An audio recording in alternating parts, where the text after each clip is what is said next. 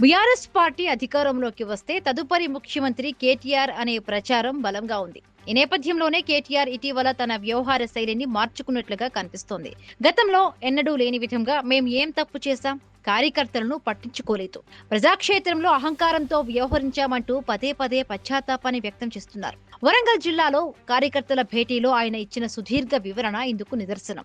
కార్యకర్తలను ఈసారి నేను మీకు మాటిస్తున్నా, మీ ఆర్థిక పరమైన అంశాలు గాని, మీ రాజకీయ పదవులు గాని గతంలో మీరు అనుకున్నంతగా పట్టించుకునే మాట వాస్తవం. కానీ వచ్చే 5 ఏళ్లలో దాన్ని మార్చే బాధ్యత కూడా నేనే తీసుకుంటా అని చెప్పి కూడా మీకు మాటిస్తా ఉన్నా. ఈ మార్పు చూసి కొందరు కార్యకర్తలు కార్యోన్ముఖులు అవుతుంటే, రాజకీయ విశ్లేషకులు మాత్రం దీన్ని సెలెక్టివ్ పాలిటిక్స్ గా అభివర్ణిస్తున్నారు. నిజంగానే కేటీఆర్ మనసు మారి మాట్లాడుతున్నారా, లేక కేవలం కార్యకర్తలను బుజ్జగించేందుకు వ్యూహకర్తలు సిద్ధం చేసిన స్క్రిప్ట్ ను వాడుతున్నారా అనే అనుమానాలు వ్యక్తమవుతూ ఉన్నాయి. కేటీఆర్ అంటేనే ఒకప్పుడు బ్రాండ్ ఇమేజ్.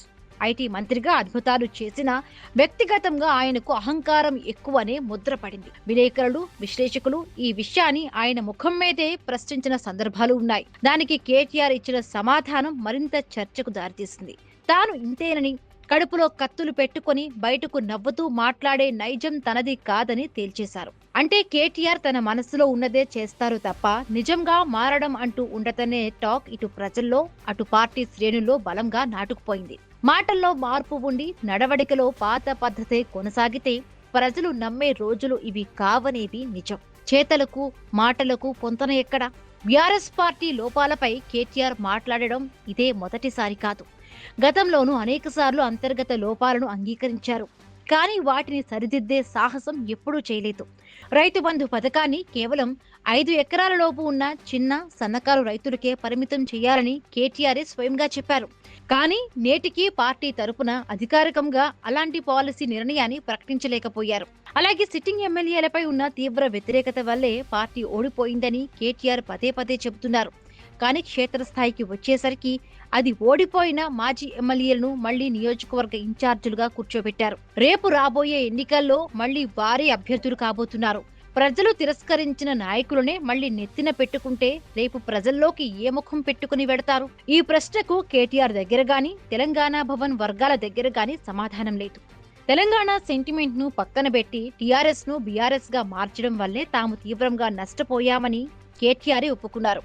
కానీ పార్టీని తిరిగి టీఆర్ఎస్ గా మార్చే ధైర్యం మాత్రం చేయటం లేదు. ఇక అన్నిటికంటే ముఖ్యంగా గులాబీ బాస్ కేసీఆర్ వ్యవహార శైలిపై ప్రజల్లో వస్తున్న ప్రశ్నలను కేటీఆర్ ఉద్దేశపూర్వకంగా దాటవేస్తున్నారు. కేసీఆర్ ఇప్పటికీ ఫామ్ హౌస్ కే పరిమితం కావడం, ప్రజా సమస్యలపై అసెంబ్లీకి రాకపోవడాన్ని సామాన్య జనం సైతం తప్పుబడుతున్నారు. మారాల్సిన ఇలాంటి ప్రధాన అంశాలను పక్కన పెట్టి కేవలం నోటి మాటలతో తాము మారిపోయామంటే ప్రజలు ఎలా హర్షిస్తారు అనే ప్రశ్నలు ముందుకు వస్తున్నాయి. బీఆర్ఎస్ నుండి గెలిచి కాంగ్రెస్ లో చేరిన ఎమ్మెల్యేల విషయంపై కేటీఆర్ చేస్తున్న విమర్శలకు ప్రజల నుంచి పెద్దగా మద్దతు రావడం లేదు. బీఆర్ఎస్ అధికారంలో ఉన్నప్పుడు ఫిరాయింపులను పెద్ద ఎత్తున ప్రోత్సహించారు. గతంలో చేసింది తప్పు అని, కానీ భవిష్యత్తులో చెయ్యము అని కేటీఆర్ ఎక్కడా చెప్పడం లేదు.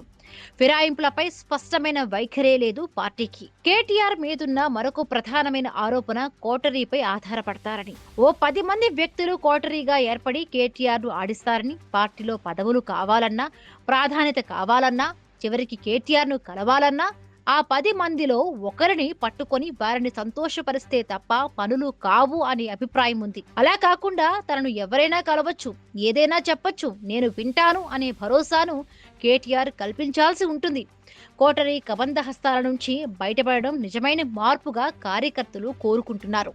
నిజానికి బీఆర్ఎస్ కార్యకర్తలు, తెలంగాణ ప్రజలు కేటీఆర్ నుంచి ఆశిస్తున్నది కేవలం వేదికలపై పశ్చాత్తాప ప్రసంగాలు కాదు.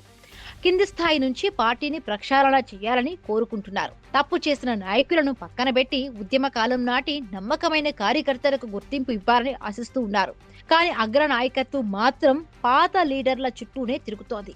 మాటల్లో లౌక్యం, చేతల్లో శూన్యం అన్నట్లుగా మారిన కేటీఆర్ వ్యవహార శైలి రాబోయే రోజుల్లో బీఆర్ఎస్ కు శ్రీరామ రక్ష అవుతుందా, లేక మరింత నష్టం చేకూరుస్తుందా అనేది చర్చనీయాంశంగా మారింది. కేటీఆర్ చెప్తున్న మార్పు మాటలకే పరిమితమా, లేక భవిష్యత్తు కార్యాచరణలో కనిపిస్తుందా అనే విషయంపై బీఆర్ఎస్ ప్రజల్లో మునుపటి ఆదరణ సాధ్యమా కాదా అనేది ఆధారపడి ఉంది.